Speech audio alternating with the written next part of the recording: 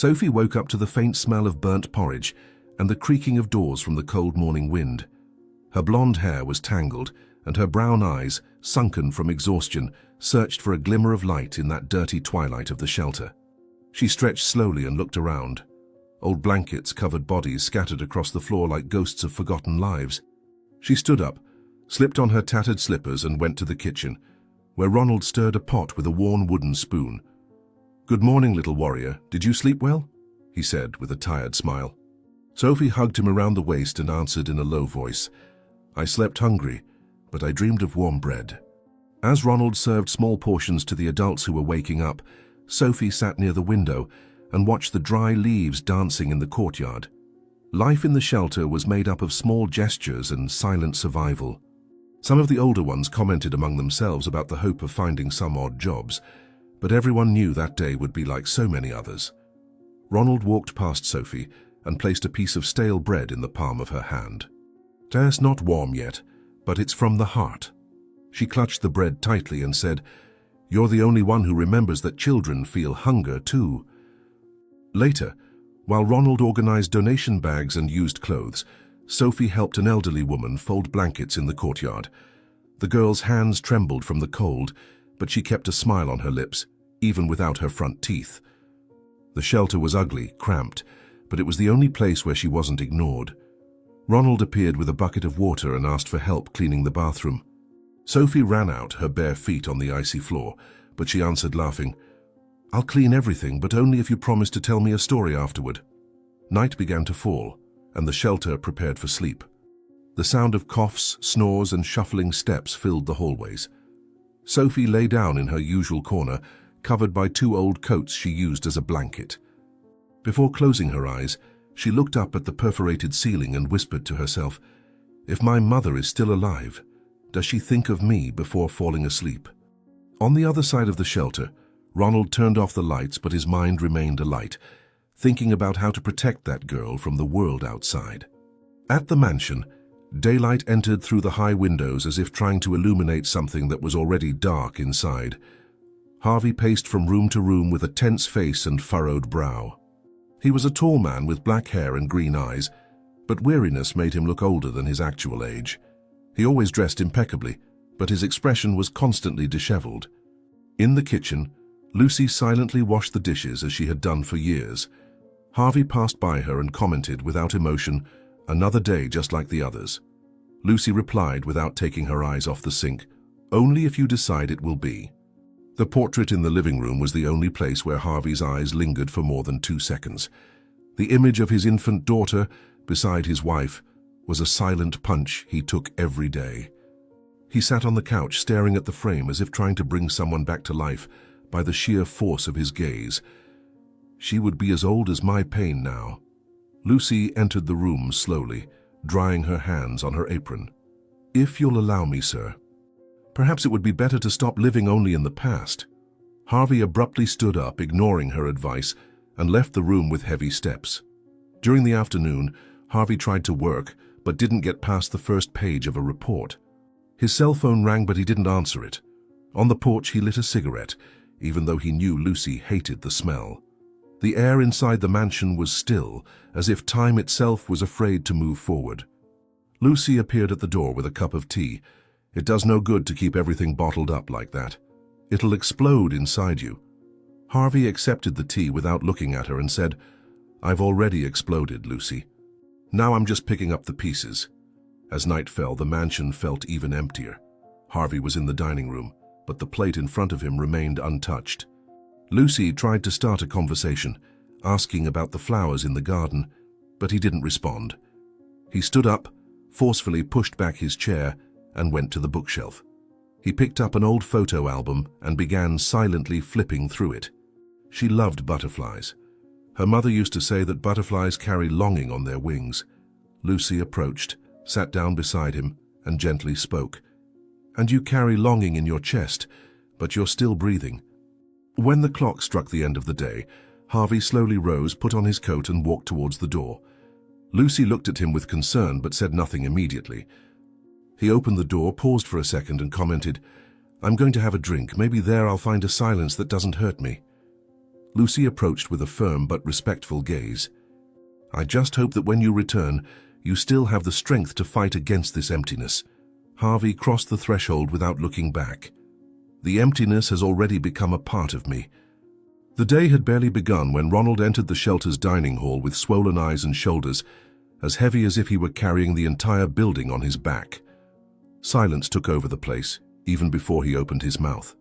Sophie realized something was wrong when she saw that he wasn't holding the pot as he usually did. Instead, he walked slowly to the center of the room, took a deep breath, and summoned everyone with a tired wave. "There's no breakfast today, and there may not be any food for a good while." The murmur of astonishment was almost immediate, but his voice was firm. "The sponsorship is over. The company that was helping us cut off everything yesterday. We're on our own now." Their gazes crossed in contained despair, as if everyone had been pushed into a deep, bottomless pit. Some adults stood up, adjusting their few belongings, trying to pretend they still had dignity. One man offered to look for a job. Another said he knew someone who might help. Ronald merely nodded like someone who wanted to believe. If anyone manages to get any work or food, anything helps, but it's better not to count on miracles. Sophie, sitting in a corner, clenched her fists over her knees.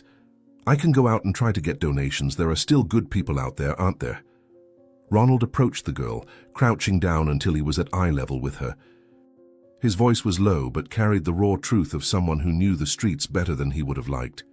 "You're just a child. I don't want you wandering out there alone." Sophie shook her head, determined. "But I have legs, eyes, and courage. If I come back empty-handed, at least I tried." Ronald neither said yes nor no. He merely stood up and watched her put on her slippers and tie her hair back with a worn-out elastic band. "Just promise me you'll be back before dark." Sophie's departure was silent, as if the shelter was holding its breath until the girl crossed the gate. Ronald stood there, watching the outside world swallow another piece of him. He went back inside with slow steps, gathering the adults to try to organize a new routine without food and without hope. "Let's share what we still have. And if anything is left over, we'll be grateful." The sound of voices grew lower, muffled by the uncertainty that occupied every corner of the walls. Outside, Sophie walked with small but firm steps. "Today, I become an adult, even if it's just for a few hours." Meanwhile, on the other side of the city, the morning light hit the huge windows of the mansion. The electronic gate opened slowly, creaking as if it too were tired. Harvey stumbled in, his jacket askew, his face sweaty, and his eyes red. His footsteps echoed across the marble like drunken thunderclaps amid the house's silence. Lucy rushed to him, clutching the dishcloth tightly. "Are you all right, sir? You didn't sleep at home?" He responded with a harsh laugh, tossing his keys onto the table. Sleep is a luxury for those without memories. Lucy followed him into the kitchen, speaking calmly but firmly. "You can't keep going on like this. It's not helping anything. Not yourself, nor the memory of your daughter." Harvey poured himself a glass of water and drank it so hastily that half spilled down his chin. "You want to take care of my memory too now?" He slammed the glass forcefully into the sink. "I'll take care of it my way." Lucy crossed her arms, taking a deep breath. "Your way is sinking this house. You're not the only one suffering. You're just the only one hiding." Harvey walked into the living room, removed his jacket and tossed it onto the sofa. His daughter's portrait was still there, untouched. He looked at the image as if awaiting a response. "You'd be her age if you'd stayed." His voice came out choked, dragged down by alcohol. Lucy appeared at the doorway with a cup of coffee and offered it. "Drink this. It'll help." He took the cup, sipped it, and without warning, hurled it against the floor. The sound was dull, cutting. "I said I don't need help." The maid brought her hand to her mouth, surprised by the gesture. "You don't need me either, is that it?" The silence lasted a few seconds until Harvey turned to her, his eyes red. "You're fired, Lucy. I don't need a moral lesson. I want silence in this house." Lucy stood still, motionless, trying to understand if he was serious. "You're really going to let me go after everything?" He nodded his head without looking at her. "You've said what you had to say. You can go." The woman, her eyes filled with tears, walked slowly to her room to gather her things. "You will realize that losing someone is not just a thing of the past. It can happen again, right now. Lucy passed through the room carrying a simple bag with her clothes. She stopped in front of the portrait of the girl and stared at it for a few seconds. Would she be proud of the man you've become? Harvey turned his face away, avoiding eye contact. Go away, Lucy, just go. She left through the front door without saying another word, leaving a heavy silence in the air, as if a part of the house had broken apart. Harvey sat on the living room floor, surrounded by shards of glass, and rested his face in his hands. Everyone leaves. Only the walls and the unanswered questions remain. At the shelter, Ronald was organizing the few remaining supplies on a crooked wooden shelf. He saw an elderly woman crying silently upon learning that she would not have lunch, and approached her to offer a blanket. "It's not food, but it keeps you warm." The woman hugged him and murmured, "You still try to smile, that's more than most." Ronald forced a smile and replied, "Because if I cry too, the house will fall apart completely." Outside, Sophie continued on her way amid honking horns and hurried steps. "If I can get at least one loaf of bread, it's a victory." Sophie walked along the bustling sidewalks with small steps, dodging hurried legs that didn't even notice her presence. The city was a noisy monster that swallowed glances like hers without a second thought. She extended her hand to an elegantly dressed woman rushing by, but received only an indifferent look before the purse was forcefully pulled to the other side of her body. "Miss, please, just a coin." The woman didn't even turn her face. "People look at me as if I'm the trash they throw away." She walked to the pedestrian signal and stood beside a group of men in suits. They were all conversing, laughing, and talking about numbers as if they owned the world. Sophie coughed lightly, trying to get their attention, but no one noticed. She reached out her hand again, but one of them just moved away in disgust. "Sorry to bother you, sir. I just wanted some bread." The man muttered something and crossed the street as if she were invisible. "The city is full of eyes, but none want to see me." Passing by the entrance of a station, she saw a man in uniform throwing away scraps of pastries into a black bag. She ran over there, but when she arrived, another boy appeared and took everything before she could touch it. Sophie just looked on, her stomach contracting. "I just wanted a piece. It didn't have to be the whole thing." The boy ignored her and left, chewing quickly while she walked away with eyes full of tears. "Not even the trash has room for me today." She continued walking until a small square where there were some benches and a small food cart. An old man sold pastries and served sugarcane juice, but when he saw her approaching, he turned his face away. "Sir, can I sweep here? Help. I just wanted a little food." The man pointed to a sign that read, "They did not accept beggars."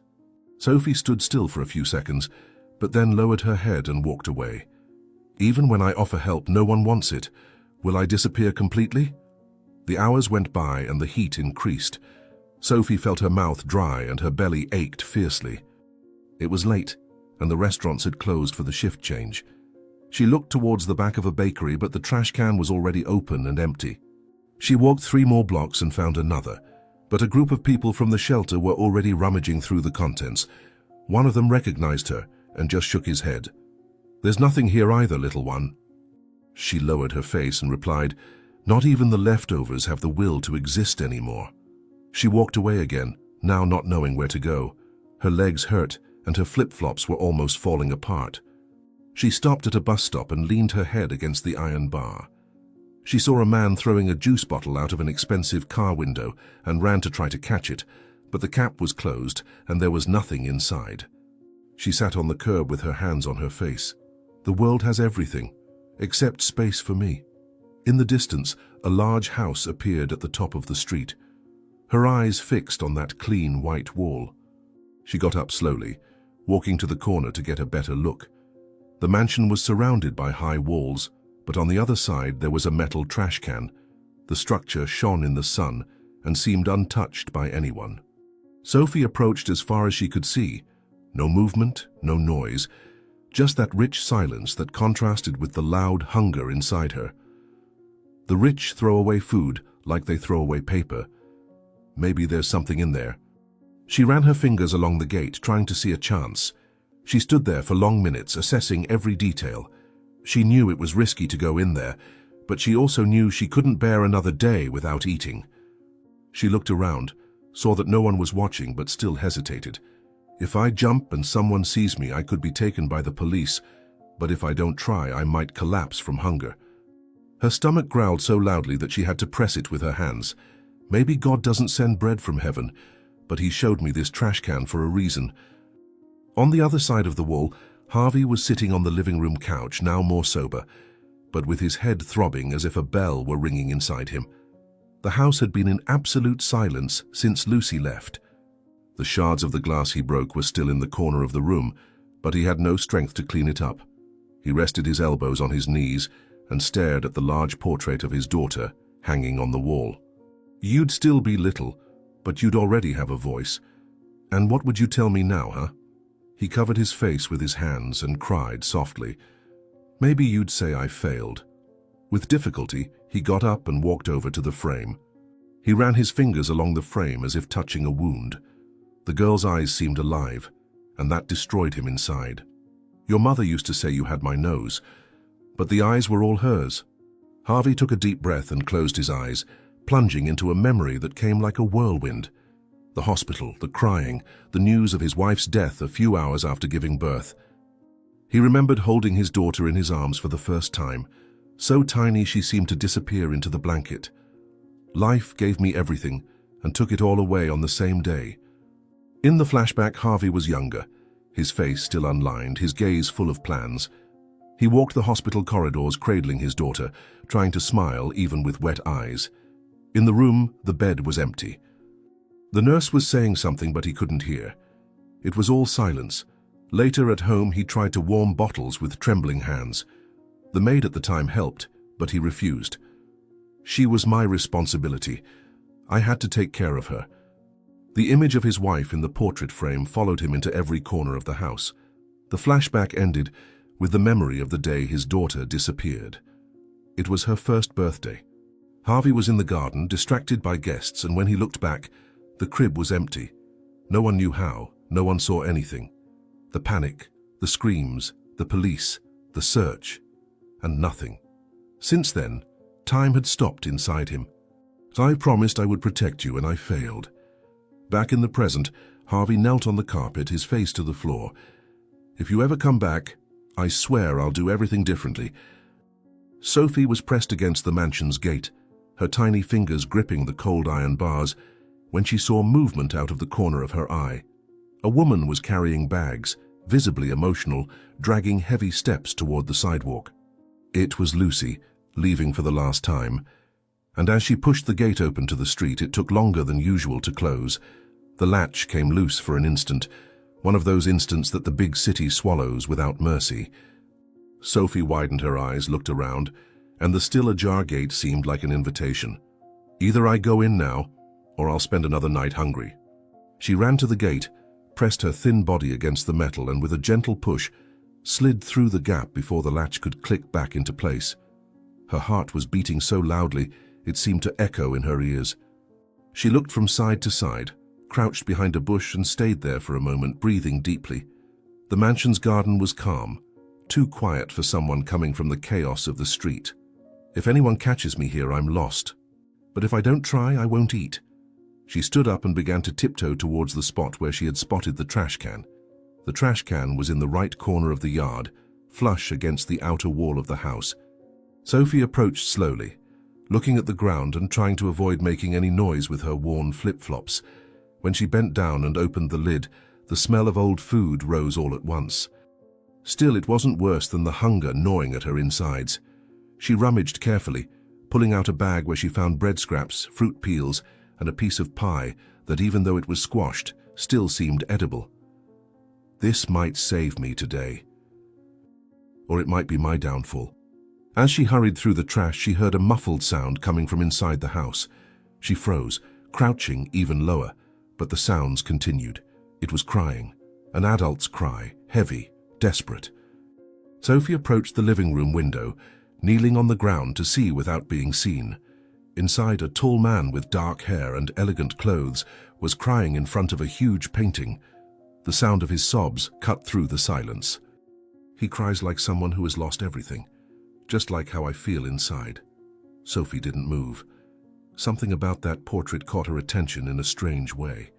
She dragged herself a few inches, carefully raising her body until her eyes reached the portrait in full view, and then she froze. The painting showed a smiling woman, and next to her, a little girl with brown eyes and blonde hair. The child's expression was sweet, almost shy. Sophie covered her mouth with her hand. That little girl's face. It was as if she were looking in a mirror.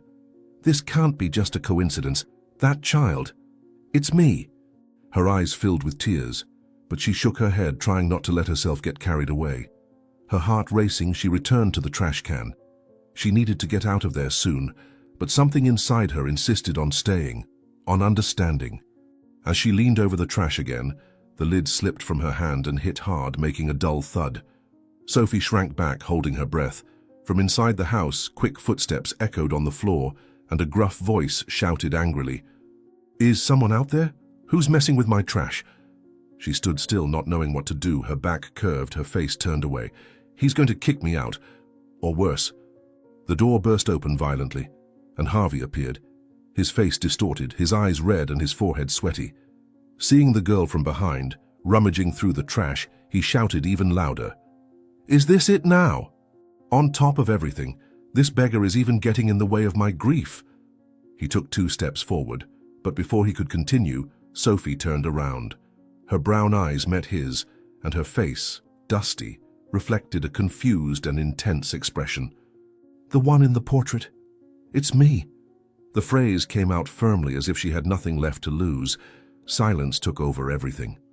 Harvey stopped halfway, his eyes wide open. He stood motionless, looking at her face as if seeing a ghost.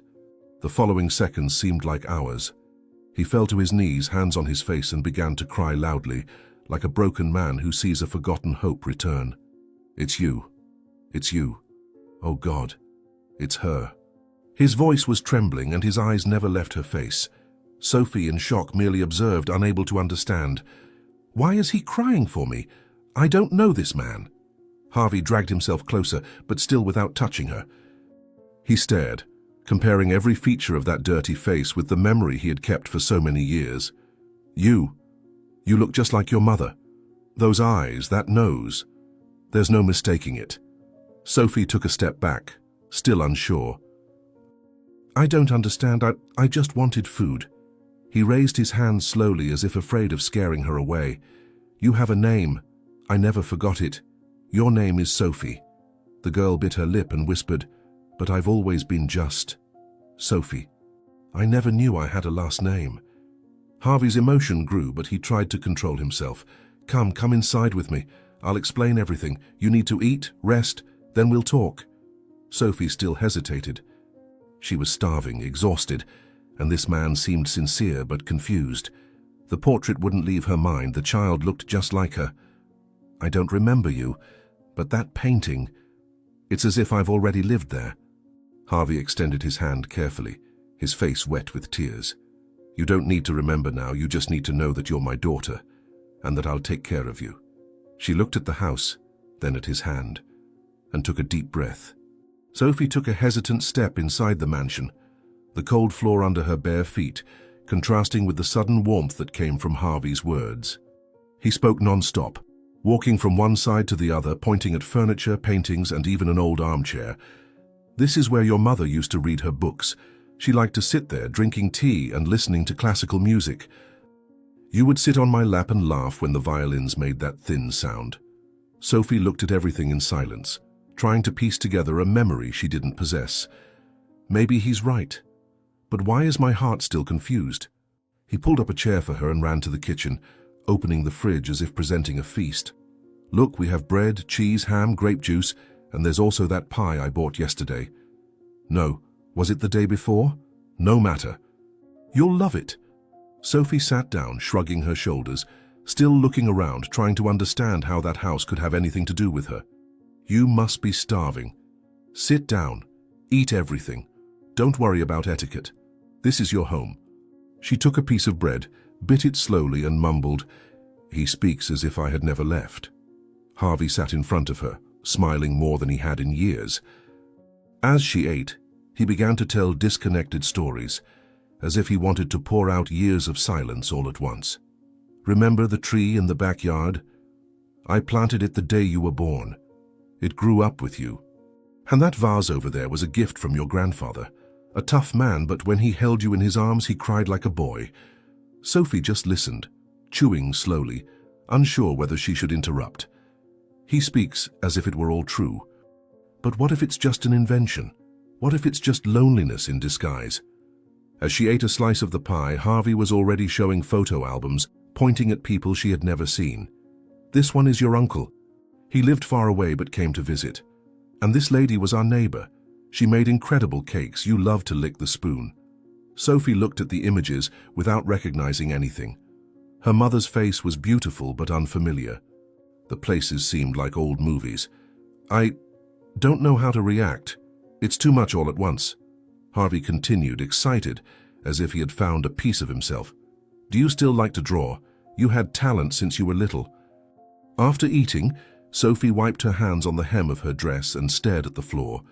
Harvey grabbed a blanket and led her to the couch. Sit here.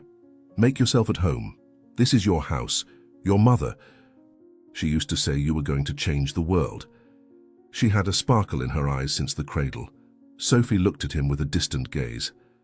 I don't remember any of that. Will I ever remember? He slowly approached, trying to smile. Maybe you don't need to remember, just feel it. I feel it's you, my heart doesn't get that wrong.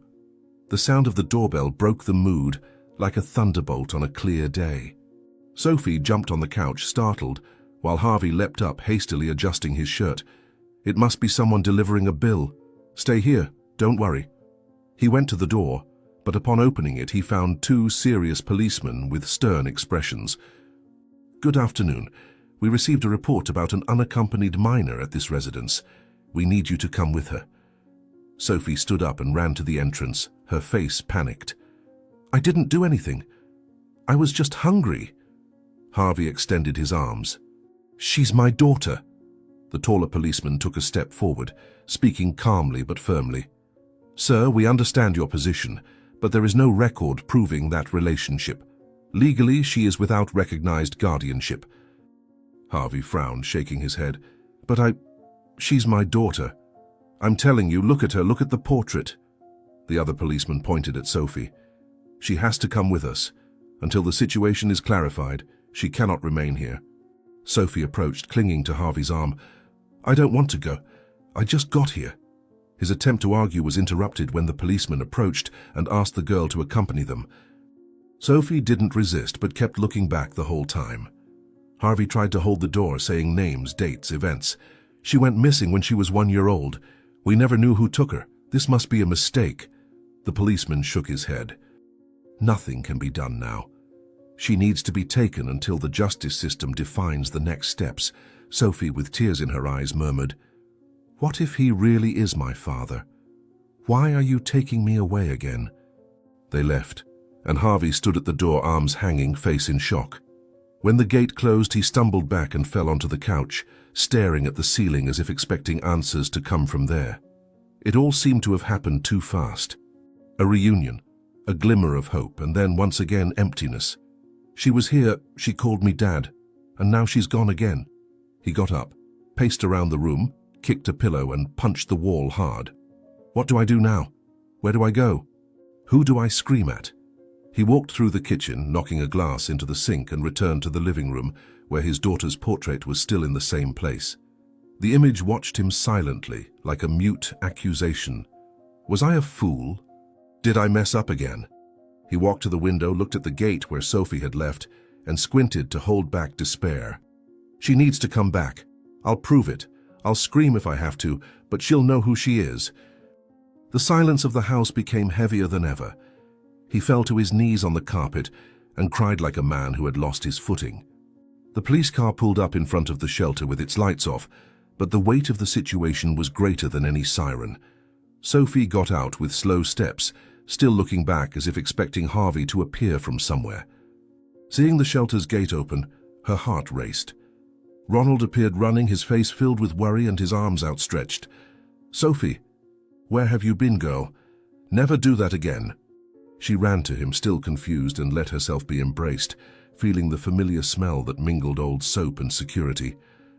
I I just wanted to help.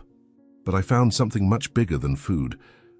Ronald led her inside the shelter, thanked the officers with a quick nod and firmly closed the gate. He took the girl to one of the mattresses in the corner, sat down beside her, and held her small hands tightly. "How did you know where I was?" "What happened?" Sophie asked, still dazed. Ronald took a deep breath and calmly replied, "One of ours saw you entering that huge mansion. He said it could be dangerous. And he was right." Sophie frowned, thinking of Harvey's face, so different from what Ronald seemed to suggest. "He didn't harm me, he gave me food. He called me daughter." Ronald's expression changed slightly. His voice, previously sweet, now carried a cutting firmness. "You need to understand one thing, Sophie. Sometimes people approach with beautiful words, but inside they are dark. Very dark." Sophie looked at him in confusion. "He cried when he saw me. Said he'd been looking for me since I was a baby." Ronald pursed his lips and nodded slowly. "Of course he did. But you know what else he did? He's been accused of mistreatment, yelling at neighbors, humiliating employees. He lived isolated for years. That's not how a father acts." The girl lowered her eyes, clenching her fists. "But he seemed so sincere." He stood up and began pacing back and forth. His tone was now grave, almost accusatory. "You think a good man would let his daughter disappear without moving the world to find her? And what if he knew where you were all along and only pretended not to know?" Sophie interrupted, surprised. "But he cried for real. He told me stories. He called me by name." Ronald pointed at her, his voice firm. "A child's mind is fragile. Anyone can manipulate it with half a dozen words. You have to be very, very careful, Sophie." She pressed her face against her knees, whispering, "What if he really is my father?" Ronald crouched beside her again, touching her shoulders with his calloused hands. "Even if he was, that doesn't change what he is today. A broken, unbalanced man who lives surrounded by ghosts. You deserve someone who sees you whole, not someone who sees you as a memory." Sophie fell silent for a few seconds. Her chest was confused, as if each of Ronald's phrases was a blow against the memory of Harvey's embrace. "Maybe I'm seeing what I want to see. Maybe he's just needy." Ronald nodded, getting up. "That's the doubt you need to keep in your heart. Because trusting the wrong man can destroy you." As the night dragged on in the shelter, the dim light in the mansion's living room remained on. Harvey paced back and forth, sweating cold, his eyes glazed over on the floor. Since Sophie had been taken away, he could no longer think. The scene repeated in his head like a torturous film. He stopped in front of the armchair where she had sat and ran his hand over the fabric surface as if he could find a trace of her. "She was here. I heard her voice. She smiled. She called me Dad." He sat down forcefully and covered his face with his hands, and now she's gone. Again. In an almost involuntary movement, he looked at the coffee table where he had left the plates. Something was shining there, small, almost imperceptible. He approached, knelt in front of the object, and carefully picked it up. It was a long, thin blonde hair strand. He stood still, holding it between his fingers, as if it were pure gold. His eyes filled with tears. "This is real. You were here. It wasn't my imagination." He pressed the hair strand against his chest, rising with a new fire in his eyes. "If I can't prove it with words, then I'll prove it with science. They want proof. They'll have proof." He ran to the bedroom, opened the drawer where he kept the old documents, and pulled out a folder with records of his daughter's birth. Her name was there, as well as that of his deceased wife. With a trembling hand, he placed the hair strand inside a clean envelope, put the papers inside the folder, and rushed out the front door. "They said I need to prove it, so that's what I'm going to do, and if it's positive, I'll never lose her again." As he closed the door, the portrait on the wall seemed to watch him. "If you truly are mine, and I'll never lose you again." Harvey rushed into the hospital with hurried steps, his eyes red from crying, and his fingers gripping the folder tightly. The envelope with the strand of hair was stuck to his chest, as if it were all he had left. Upon reaching the reception, he hurriedly explained his request, his voice faltering between sentences. The receptionist looked at him strangely. "The DNA test requires the presence of the child, sir." He slammed his hand on the counter, not raising his voice but firmly. "I brought her hair. I just need to know if she's my daughter." The response was curt. Without a court order or the miner's presence, it's not allowed.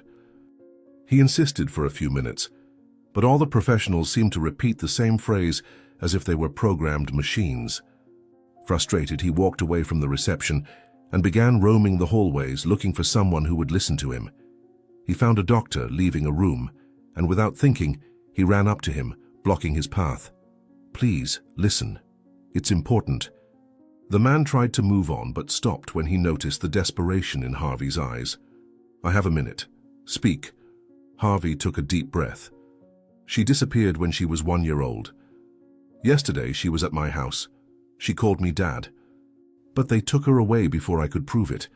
The doctor looked him up and down, visibly distrustful. "You're Harvey, aren't you? I've heard about you. They said you were a difficult man, that you scared everyone." Harvey lowered his head, clutching the folder even tighter. "I was. Maybe I still am. But it's only because I lost everything. I lost my wife. And I lost my daughter. And yesterday, I had the chance to have her back. And now they're saying I can only prove it with a piece of paper." The doctor remained silent for a few seconds, then extended his hand. "Show me what you brought." Harvey handed him the envelope, his eyes welling up. "If you can help me, sir, it's now, sorry. Or never again." They went to a private room where the doctor carefully collected the strand of hair with a pair of tweezers. He took a saliva sample from Harvey right there, filling out the paperwork quickly and discreetly. "I can't promise anything. This isn't the right path, but sometimes life demands crooked paths." Harvey nodded, trying to control his breathing. "I just want the truth, even if it destroys me." The doctor sealed the materials and looked him in the eyes. "Prepare yourself. It may not be what you expect." Harvey gripped the arm of the chair tightly. "Just tell me it was real. That's all I need." A few hours later, Harvey was called back to the room. The doctor held the report in his hands, his face serious, expressionless. "The results are here, and I'm sorry, but the test came back negative." Harvey blinked several times as if he expected to wake up. "No, there must be a mistake. She's the same, that face." The doctor approached, placing his hand on Harvey's shoulder. "Scientifically, you two have no link." Harvey took the paper from his hands, trembling. "This can't be. I saw her eyes. I felt it." The doctor merely murmured, "Sometimes pain confuses us." With the report in his hands and his body trembling, Harvey left the hospital as if he had lost his footing. Each step seemed heavier than the one before. The paper shook between his fingers, and the street wind hit his face like a cold slap. He got into his car without knowing where to go. His eyes were dry, but his chest was burning. If she's not my daughter, why did it hurt so much when they took her away? He leaned his head against the steering wheel and closed his eyes. What if this test is wrong? What if life is playing with me again? Meanwhile, at the shelter, Ronald closed the gate with more force than usual. He looked at Sophie, who was sitting on the patio bench, her gaze distant. He called her with a direct gesture and led the girl inside without smiling. "From today onwards, you're not leaving here anymore. You're forbidden from setting foot outside this shelter." Sophie stood up angrily. "You don't control me." Ronald turned abruptly. "While you're here, I do, and it's for your own good. That man could still be looking for you." She crossed her arms, eyes narrowed. "And if he's my father?" Ronald walked up to her with firm steps, stopping so close that Sophie took a step back. "It doesn't matter if he is. What matters is what he is, and he's unbalanced. You're safe here. There's nothing to discuss." Sophie clenched her fists, breathing fast. "He called me daughter with tears in his eyes. He fed me. He looked at me like no one ever has." Ronald turned his face and pointed to the stairs. "That's the problem. You're emotionally vulnerable. That's why you'll be under observation and away from any possibility of leaving." He led her to one of the back rooms where the walls were cold and the floor was rough. He put a folded blanket on the mattress and indicated that she should stay there. "I don't want any trouble. I don't want crying. I just want you to understand. This obsession will destroy you." Sophie sat on the mattress and turned her face to the wall. "He was my chance to be someone, and you locked me in a room like I'm a threat." Ronald closed the door firmly. "You're still too young to understand what's dangerous. But one day you'll thank me for this." From the other side of the door, Sophie muttered, "Or I'll spend my whole life wondering who I really was." Harvey was lying on the couch, his body tired but his eyes open in the dark, staring at the ceiling as if at any moment it might collapse on him. The entire house was plunged into silence, except for the sound of the clock marking time as if mocking him. Suddenly the phone rang, echoing through the room with unexpected urgency. He jumped up, knocking over a pillow, and answered with a hoarse voice. "Mr. Harvey, this is the doctor from the hospital. I need to speak with you urgently." He straightened up right away. "Speak. What happened?" The answer came firmly. "The first test was wrong. We redid it. And the new result confirms with 100% certainty that little girl is your daughter." The phone nearly slipped from Harvey's hand. He pressed the receiver tightly against his ear and passed his other hand over his face, feeling his breathing quicken. "Are you sure? Did you say certain?" On the other side, the voice calmly confirmed. "Yes, a sampling error in the previous test.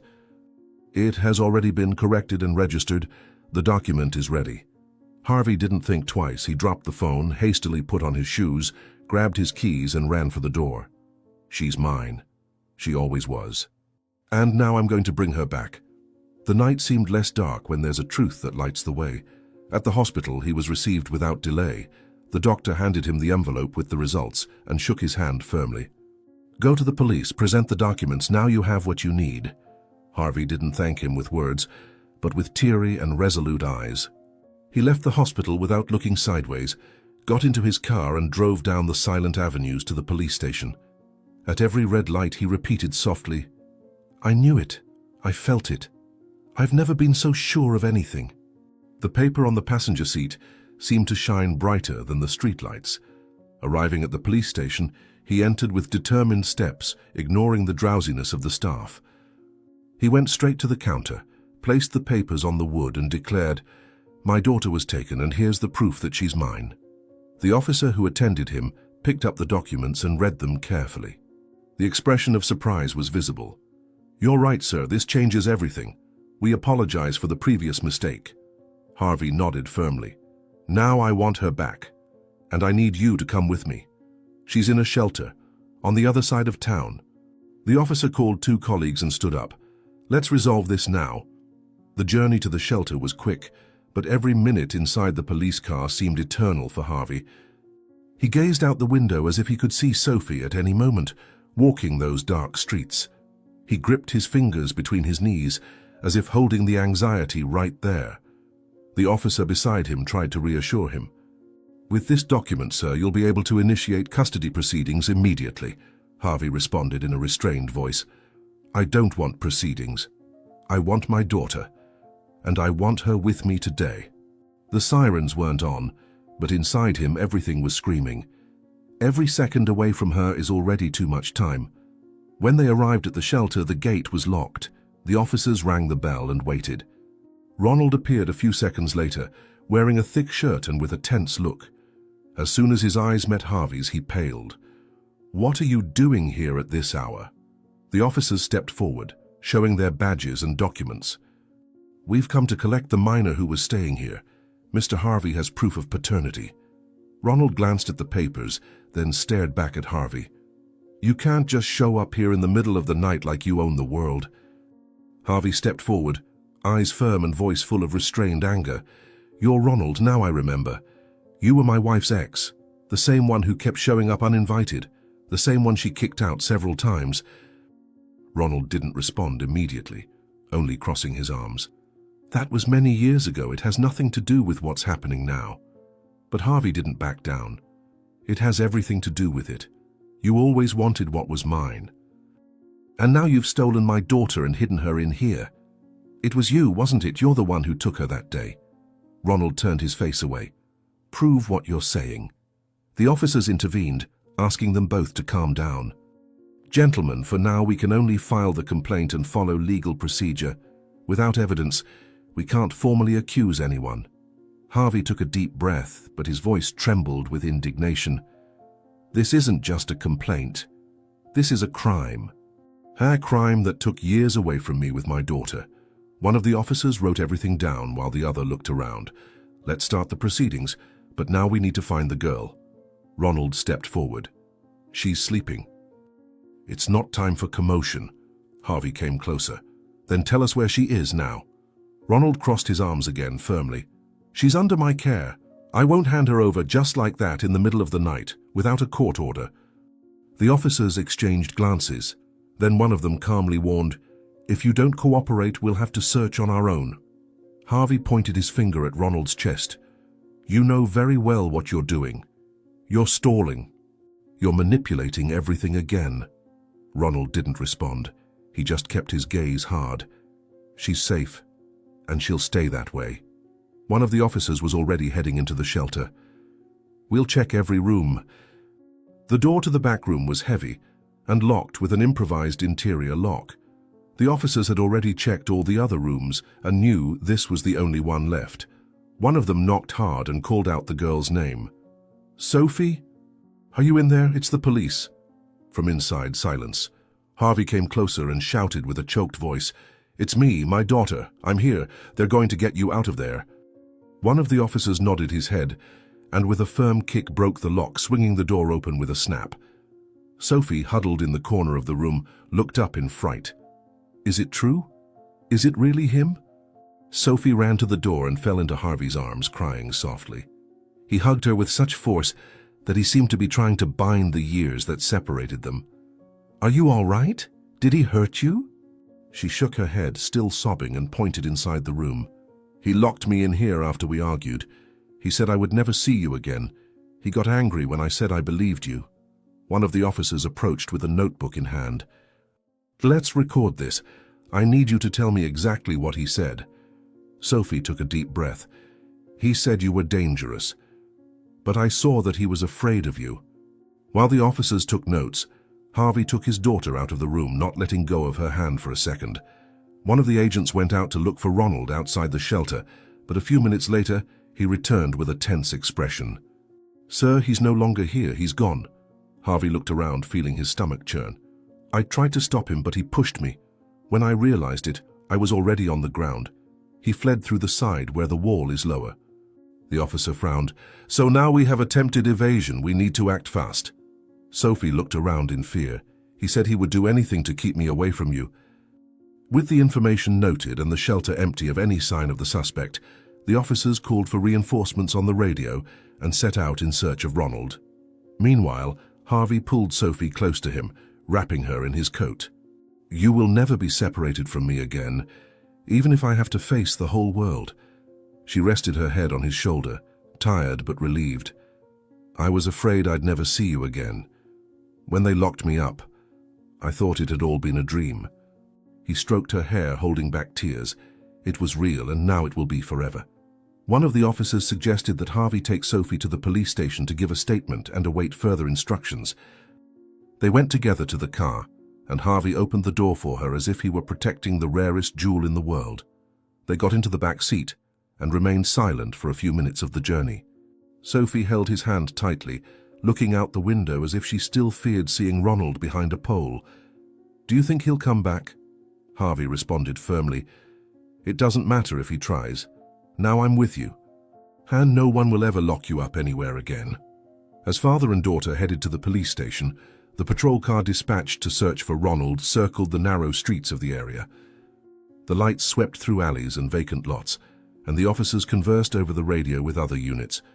One of them noticed movement behind a fence and quickly pointed. "Over there! Something moved!" The car accelerated and entered a side street, where a man tried to jump over a stone wall. "It's him! Let's go!" Ronald ran but tripped in his haste and fell to the ground.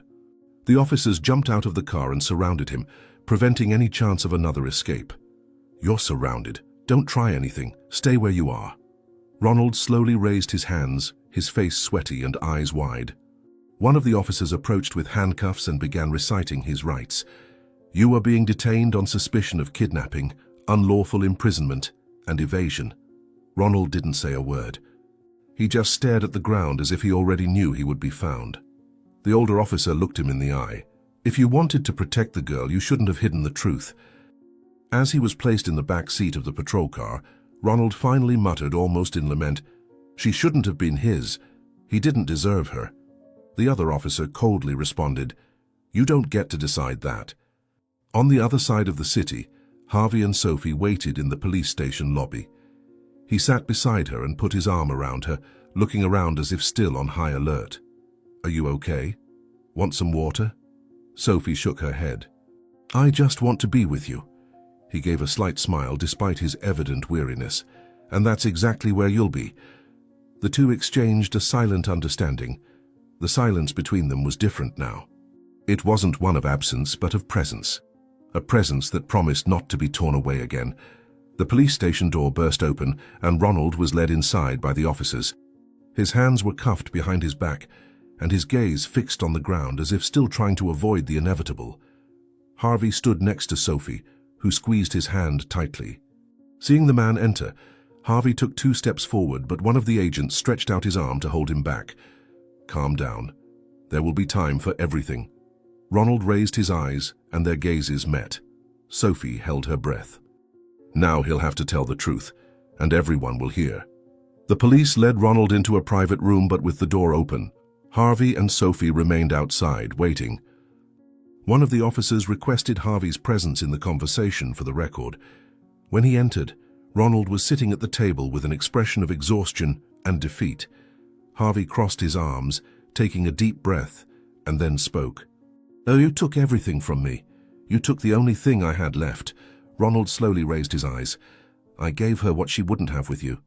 The room fell silent for a few seconds. "You didn't lose your daughter. You just didn't know how to raise her." One of the police officers asked him to explain what he was saying. Ronald let out a long sigh before starting to speak. "When his wife died, I was around. I was always there. I knew he wouldn't be able to handle it. He screamed, isolated himself, rejected help. That little girl, she couldn't grow up in that house. So, on the day of the party, I went there. I took her from the crib. No one saw." Harvey clenched his fists tightly. "You broke into my house and took my daughter?" Ronald only responded with a cold voice. "You lost her the same day you lost your wife. I just finished what life had started." The police officers took notes quickly. Sophie outside heard everything with wide eyes and short breaths. Ronald continued his account without changing his tone. "I created the shelter, not out of charity, but because it was the only way to hide her. A place where no one comes in, where no one asks about anyone. And she never left. Never. Until the day she decided she could leave without rules." One of the officers raised his eyebrows. "So you kept her hidden all these years among people with no legal ties, and you didn't register it anywhere?" Ronald shrugged. "Who cares about shelter people?" Harvey approached the table, containing the urge to shout. "You destroyed her childhood. You made me believe I was crazy. And all because you thought I didn't deserve to be a father?" Ronald finally raised his voice. "You didn't deserve it. You destroyed your family on your own. You were cold. You were harsh. She needed love." Harvey pointed to the door. "And locking up a child in a shelter is your definition of love?" Ronald looked down. "It was the only way to protect her from you." The officer interrupted. "Confession recorded. Now you'll answer for everything you did." Ronald was led to a cell in the back of the police station. Sophie entered the room shortly after, staring at the place where he had been sitting. "He used to tell me he loved me. He called me his daughter too." Harvey approached slowly. "He lied, and now everyone knows it." One of the officers called them back to the reception for a case update. "Mr. Harvey, the DNA test is valid. The confession was recorded. But the custody process requires a hearing. For now, legally, she still can't be handed over to you." Harvey shook his head, frustrated. "So what happens now?"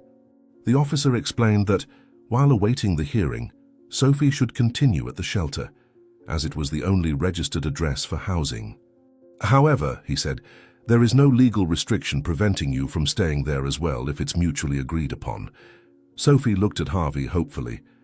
"You'll stay with me there, won't you?" He smiled, even though tired. "Don't even think I'll leave your side again." The two hugged tightly as the officers finalized the procedures. "We'll go back together, and this time by choice." The next morning, Harvey arrived at the shelter with a small truck loaded with food, clean clothes, and blankets. Some of the residents approached warily, but soon saw the sincerity in his gestures. Harvey organized the distribution, personally overseeing everything. Sophie helped him, smiling as she handed packages to her peers. You brought food for everyone? Harvey nodded. No one will go another day hungry in this place. One of the elderly residents thanked him quietly. We've never seen anything like this from an outsider, Harvey replied simply. Now, I'm not an outsider. Now, I belong. A few days passed. The forum room was silent, with bright walls and aligned chairs. Harvey held Sophie's hand as the judge flipped through the documents in front of him. There was a contained tension in the air, as if everyone present was holding their breath in anticipation of the truth. The shelter's lawyer made a final perfunctory comment, but the decision was practically sealed. The judge closed the folder, looked Harvey in the eye and stated firmly, "In light of the evidence presented, the DNA test and the recorded confession, I grant permanent custody of the minor to the biological father." Sophie squeezed his hand tightly. "Is it true? Now it's forever?" Harvey nodded, unable to contain his smile. Sophie jumped out of her chair and hugged him as if she never wanted to let go. The judge, still with a slight smile, concluded, "May justice not only rectify the mistake made, but allow you a new beginning." As they left the building, Harvey paused for a moment and looked up at the cloudy sky. "I promised I'd bring you home. And now I don't need to promise anything else, it's real." Sophie looked at him with shining eyes. "Now we're going to have a home, right?" He replied with certainty. "A home and a new story." In the days that followed, Harvey not only took Sophie home but returned to the shelter frequently. That once grey and forgotten structure began to gain color, life, and dignity. She renovated the kitchen, hired specialized help, installed heaters in the rooms, and started distributing meals every day. The residents were suspicious at first, but soon understood it wasn't charity, it was retribution. "No one will go to sleep hungry anymore, not while I have a plate of food." Sophie helped with the distribution, smiling at each person. "We've been here for so long. Now it's time to give back a little." One morning, Harvey called Lucy. Her voice was surprised and cautious. He spoke with humility. "I wasn't fair to you and I need to fix that. I want you back. Sophie needs someone like you by her side." Lucy hesitated for a few seconds, but then answered calmly, "If that girl is there. And if you've really changed, I'll come back." The next day she arrived with her battered bag, and upon seeing Sophie, she couldn't hold back her tears. "You've grown so much. And yet you still have your mother's look." Sophie hugged her affectionately. "You knew my mother, didn't you? Tell me everything." Lucy became more than an employee.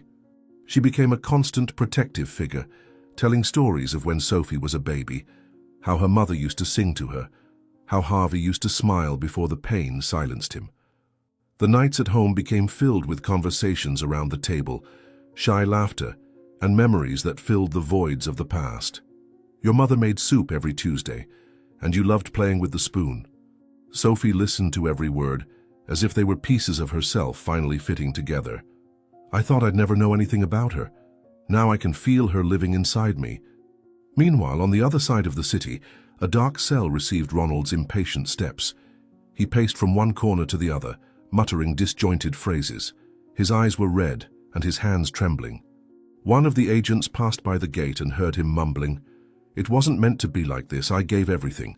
I created her. She was mine." The agent moved on, accustomed to those outbursts, but that day Ronald was more agitated. "He stole everything again, as always. He has everything, and I'm left with the scraps." He stopped walking for a moment, stared intently at the wall and whispered, "This isn't over yet. It's not over yet." Did you like the story of Harvey and Sophie? Then subscribe to the channel, comment on which city you are watching this beautiful story from, leave your like and check out the next one that is waiting for you here on the screen. I'll see you there.